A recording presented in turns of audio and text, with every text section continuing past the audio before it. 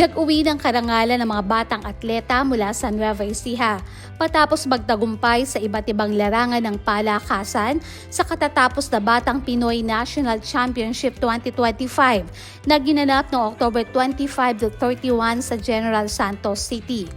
Sa Arnis, nasungkit ni Shelina Rain Sanchez mula sa Cabu, Cabanatuan City ang gold medal sa 16 to 17 years old padded stick event.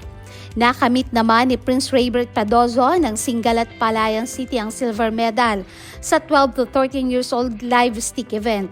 Habang si Nathaniel Badillo ng Imelda First at Dennis Antawago ng Caballero, parehong mula sa Palayan City ay nagkamit ng bronze medal sa padded stick event.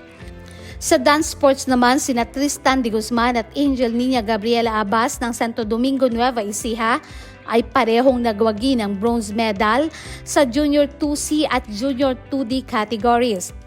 Samantala sa swimming, nakakuha ng bronze medal si Chad Lois Gabato ng Santo Domingo para sa 50-meter butterfly event. Sa taekwondo, nag-uwi ng silver medal si Samantha Ann Pascual ng Aliaga, habang si Jody Rubio naman ay nagkamit ng bronze medal sa Kirogi event.